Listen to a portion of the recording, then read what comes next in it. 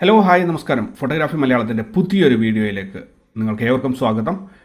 ഇന്ന് വളരെ പ്രധാനപ്പെട്ട ഒരു വിവരം നിങ്ങളുമായിട്ട് ഷെയർ ചെയ്യാൻ വേണ്ടിയിട്ടാണ് ഇപ്പോൾ ഞാൻ ഈ വീഡിയോ ആയിട്ട് നിങ്ങളുടെ മുന്നിൽ വന്നിരിക്കുന്നത്. ഞാൻ നിങ്ങളോടൊപ്പം റഷീദ് തായലാർ. ഇന്ന് ഞാൻ പറയാൻ പോകുന്ന വിഷയം സംസ്ഥാന സർക്കാരിൻ്റെ സംസ്ഥാന ഫോട്ടോഗ്രാഫി അവാർഡ് 2019 ഇപ്പോൾ മത്സരത്തിനുള്ള എൻട്രികൾ ക്ഷണിച്ചിരിക്കുകയാണ്. 2021 ജനുവരി 26 വരെയാണ് അപേക്ഷിക്കാനുള്ള തീയതി. 2021 ജനുവരി 7 മുതൽ എൻട്രികൾ അപ്ലോഡ് ചെയ്യാൻ സാധിക്കും എന്നാണ് പറഞ്ഞിരിക്കുന്നത്. ഈ പ്രാവശ്യം കൊടുത്തിരിക്കുന്ന വിഷയം കോവിഡ് മാറ്റി എഴുതിയ ജീവിതം എന്നുള്ളതാണ്. അപ്പോൾ നിങ്ങൾക്ക് സ്റ്റേറ്റ് ഫോട്ടോഗ്രാഫി അവാർഡ് .kerala.gov.in എന്ന വെബ്സൈറ്റിൽ പോയി കഴിഞ്ഞാൽ ഇപ്പോൾ ഇതാ ഈ കാണുന്ന ഡീറ്റെയിൽസ് എല്ലാം തന്നെ നിങ്ങൾക്ക് കാണാൻ സാധിക്കും. അപ്പോൾ ഈ കോവിഡ് മാറ്റി എഴുതിയ ജീവിതം എന്ന ഈ ഒരു മത്സരത്തിൽ നിങ്ങളെല്ലാവരും പരമാവധി ആൾക്കാർ ഏറ്റവും നല്ല ക്വാളിറ്റി ഇമേജ്, അതും ഏറ്റവും ക്രിയേറ്റീവായിട്ടുള്ള ഈ ആശയവുമായിട്ട് ഏറ്റവും ചേർന്ന് നിൽക്കുന്ന ഫോട്ടോകൾ അപ്ലോഡ് ചെയ്യുക. മത്സരത്തിൽ സാധാരണ എല്ലാ വർഷങ്ങളും ഗവൺമെൻറ്റിലെ മത്സരങ്ങൾ പൊതുവെ അധികം പബ്ലിസിറ്റി കിട്ടാതെ എല്ലാവരും അറിഞ്ഞു വരുമ്പോഴത്തേനും മത്സരത്തിൻ്റെ എൻട്രികൾ ക്ലോസ് ചെയ്യുന്ന ഒരു അവസ്ഥ ഉണ്ടാവാറുണ്ട്. ഇതുകൊണ്ട് ഈ പ്രാവശ്യം അങ്ങനെ ഒരു സംഭവം ഉണ്ടാവരുത്. നിങ്ങളെല്ലാവരും പരമാവധി വീഡിയോ ഷെയർ ചെയ്യുക. മാക്സിമം ക്വാളിറ്റിയുള്ള എൻട്രീസ് ഉണ്ടാവണം നമുക്ക് ഈ മത്സരങ്ങളിൽ നിന്ന്. അതുപോലെ ലൂമിയർ ഫോട്ടോഗ്രാഫി ക്ലബിൻ്റെ മെമ്പേഴ്സിൽ നിന്നും ഒരു വിജയമെങ്കിലും ഉണ്ടാവണം എന്നുള്ളത് എനിക്കും ആഗ്രഹമുണ്ട്. അതുകൊണ്ട് എല്ലാവരും പരമാവധി ആൾക്കാർ മത്സരത്തിൽ പങ്കെടുക്കാൻ ശ്രമിക്കുക. ഈ മത്സരത്തിൽ പങ്കെടുത്ത് വിജയിച്ചു കഴിഞ്ഞാൽ നിങ്ങൾക്ക് കിട്ടുന്ന ഒന്നാം സമ്മാനം 50,000 രൂപയാണ്, രണ്ടാം സമ്മാനം 30,000 രൂപയാണ്, മൂന്നാം സമ്മാനം 25,000 രൂപയാണ്. അതുപോലെ 10 പേർക്ക് 2,500 രൂപ വീതം പ്രോത്സാഹന സമ്മാനങ്ങളുണ്ട് കേട്ടോ. അതേപോലെ ഈ മത്സരത്തിൽ പങ്കെടുക്കാൻ വേണ്ടിയിട്ട് സംസ്ഥാന ഫോട്ടോഗ്രാഫി അവാർഡിൽ ഓരോ വർഷവും വ്യത്യസ്ത വിഷയങ്ങളെ ആധാരമാക്കിയുള്ള ഫോട്ടോകൾക്കായിരിക്കും അവാർഡ് നൽകുക. ഇതൊക്കെ ഇവരുടെ ടേംസ് ആൻഡ് കണ്ടീഷൻസ് ആണ് ഞാൻ വായിക്കുന്നത് കേട്ടോ.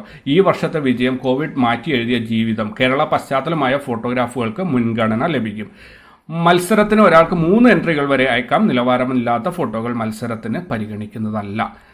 ഫോട്ടോഗ്രാഫി പ്രൊഫഷനായി സ്വീകരിച്ചവർക്കും അമേച്ചർ ഫോട്ടോഗ്രാഫർക്കും മത്സരത്തിൽ പങ്കെടുക്കാം. സർക്കാർ വകുപ്പുകൾ, സ്വയംഭരണ സ്ഥാപനങ്ങൾ എന്നിവിടങ്ങളിൽ ഫോട്ടോഗ്രാഫർമാരായി ജോലി ചെയ്യുന്നവർക്ക് ഈ മത്സരത്തിൽ പങ്കെടുക്കുവാൻ അർഹതയില്ല. അപ്പോൾ മറ്റ് ജോലിക്കാർക്കൊക്കെ പങ്കെടുക്കാൻ പറ്റും എന്ന് എനിക്ക് തോന്നുന്നു. ഫോട്ടോഗ്രാഫർമാരുടെ പാസ്പോർട്ട് സൈസ് ഫോട്ടോ കൂടി അപ്ലോഡ് ചെയ്യേണ്ടതാണ്. തീർച്ചയായിട്ടും നിങ്ങളുടെ എൻട്രി അയക്കുമ്പോൾ നിങ്ങൾക്ക് ഇത് മാത്രം പോരാ, ഫോട്ടോഗ്രാഫറിൻ്റെ ഒരു ഫോട്ടോയും പിന്നെ അതുകൂടാതെ കുറച്ച് എഴുത്തുകളും ആവശ്യമാണ്. കൃത്രിമ ഫോട്ടോകൾ എൻട്രി ആയി സ്വീകരിക്കുന്നതല്ല. ഫോട്ടോകളിൽ സാങ്കേതിക സംവിധാനങ്ങൾ ഉപയോഗിച്ചുള്ള അതിവിദഗ്ധ എഡിറ്റിംഗ് അനുവദനീയമല്ല. എന്നാൽ അത്യാവശ്യം വേണ്ടുന്ന ക്രോപ്പിംഗ്, നിറവ്യതിയാനം എന്നിവ യഥാർത്ഥ ഫോട്ടോയുടെ ആധികാരികതയും വിശ്വാസ്യതയും ഹനിക്കാതെ നടത്താവുന്നതാണ്. ഓക്കെ, അതായത് മാനിപ്പുലേഷൻ പാടില്ല. പക്ഷെ മൈനർ അഡ്ജസ്റ്റ്മെന്റ്സ്, എന്താ പറയുക, ചെറിയ കളർ കറക്ഷനും അല്ലെങ്കിൽ നിങ്ങൾക്ക് ക്രോപ്പ് ചെയ്യേണ്ടതൊക്കെ ആവശ്യമുണ്ടെങ്കിൽ അതൊക്കെ ചെയ്യാമെന്നാണ് പറയുന്നത് കേട്ടോ. ഓരോ ഫോട്ടോയ്ക്കും അനുയോജ്യമായ ശീർഷകവും ഫോട്ടോയെ സംബന്ധിക്കുന്ന സാഹചര്യം, സ്ഥലം എന്നിവ നൽകേണ്ടതാണ്. അത് പ്രത്യേകം ഓർക്കുക. അപ്പോൾ ചെറിയൊരു കുറിപ്പ് എഴുതിയിട്ടും കൂടി വേണം ഇത് അയക്കാൻ വേണ്ടിയിട്ട്. പരമാവധി 30 വാക്കുകൾ, ഓക്കെ, 30 വാക്കുകൾ കൂടാത്ത ഒരു കുറിപ്പ്. മലയാളത്തിലാണ് അടിക്കുറിപ്പ് എങ്കിൽ യൂണിക്കോഡ് ഫോണ്ട് ഉപയോഗിച്ചിരിക്കണം. ഇപ്പോൾ ഈ സ്ക്രീനിൽ നിങ്ങൾ വായിക്കുന്നത് പോലെയുള്ള യൂണിക്കോഡ് ഫോണ്ടുകൾ. 8ാമത്തെ പോയിന്റായി പറഞ്ഞ മത്സരത്തിൽ എൻട്രികൾ ആയി ലഭിക്കുന്ന ഫോട്ടോകൾ ഇൻഫർമേഷൻ പബ്ലിക് റിലേഷൻസ് വകുപ്പിന് നിയന്ത്രണ വിധേയമായി ഉപയോഗിക്കാൻ അധികാരമുള്ളതായിരിക്കും. ഇത് സാധാരണ എല്ലാ മത്സരങ്ങളിലും പറയുന്ന ഒരു കാര്യമാണ്. ലഭിക്കുന്ന എൻട്രികളിൽ 1, 2, 3 സ്ഥാനത്തേക്ക് തെരഞ്ഞെടുക്കപ്പെടുന്ന ഫോട്ടോകൾക്ക് യഥാക്രമം 50,000 രൂപ, 30,000 രൂപ, 25,000 രൂപ വീതം സമ്മാനം നൽകും. കൂടാതെ ഓരോ ജേതാവിനും സാക്ഷ്യപത്രവും ശില്പവും ലഭിക്കും. 10 പേർക്ക് പ്രോത്സാഹന സമ്മാനമായി 25,000 രൂപ വീതവും സാക്ഷ്യപത്രവും നൽകും. ഓക്കെ, ഇനി അതിന്റെ താഴെ 10ാമത്തെ ഇത് പറഞ്ഞിരിക്കും, 4 പേരടങ്ങിയ ഒരു ജഡ്ജിങ് കമ്മിറ്റി ആയിരിക്കും വിജയം തീരുമാനിക്കുക. കമ്മിറ്റിയിൽ ഒരു ചെയർമാനും 3 അംഗങ്ങളും ഉണ്ടായിരിക്കും. ഭൂരിപക്ഷ അഭിപ്രായ പ്രകാരം ആയിരിക്കും വിജയികളെ കണ്ടെത്തുക. കമ്മിറ്റിയിൽ 4 അംഗങ്ങളിൽ ഒരാൾ മെമ്പർ സെക്രട്ടറി കൂടിയായിരിക്കും. ഇൻഫർമേഷൻ ആൻഡ് പബ്ലിക് റിലേഷൻസ് വകുപ്പിലെ ചീഫ് ഫോട്ടോഗ്രാഫർ ആയിരിക്കും കമ്മിറ്റിയിലെ മെമ്പർ സെക്രട്ടറി.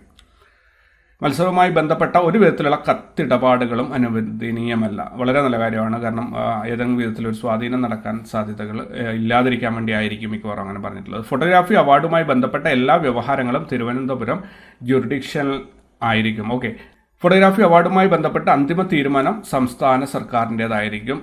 അവാർഡിന് അർഹമായ എൻട്രികൾ ലഭിക്കാതെ വന്നാൽ അവാർഡ് നൽകാതിരിക്കാനുള്ള അധികാരം സർക്കാരിനുണ്ടായിരിക്കും. ഇത് വളരെ നല്ലൊരു പോയിന്റാണ്. കാരണം ഏതെങ്കിലും കാരണവശാൽ എന്താ പറയുക, അധികം ഈ മത്സരത്തിനെ കുറിച്ച് ആൾക്കാർ അറിയാതെ വന്നിട്ട് വളരെ കുറച്ച് എൻട്രികൾ മാത്രം ലഭിക്കുകയാണെങ്കിൽ അതിൽ നല്ല ഫോട്ടോസ് ഇല്ലെങ്കിൽ അവാർഡ് കൊടുക്കാതിരിക്കാനുള്ള ഒരു അധികാരം തീർച്ചയായിട്ടും നല്ലൊരു പോയിന്റ് ആയിട്ടാണ് എനിക്ക് തോന്നിയത്. അതേപോലെ ഇതിൻ്റെ താഴെ വരികയാണെങ്കിൽ നിങ്ങൾക്ക് 2018 സംസ്ഥാന ഫോട്ടോഗ്രാഫി അവാർഡ് ജേതാക്കളെ നിങ്ങൾക്ക് കാണാൻ സാധിക്കും. അന്നത്തെ വിഷയം ഇതായിരുന്നു, സ്ത്രീകൾ അതിജീവനം എന്നുള്ളത്. പ്രവീഷ് ഷൊർണൂറിൻ്റെ ഒരു നല്ല ചിത്രം കാണുന്നുണ്ട്. അതുപോലെ മനൂപ് ചന്ദ്രൻ, അതേപോലെ രാകേഷ് പുത്തൂർ എൻ്റെ നാടിൻ്റെ അടുത്തുള്ള ആളാണ്.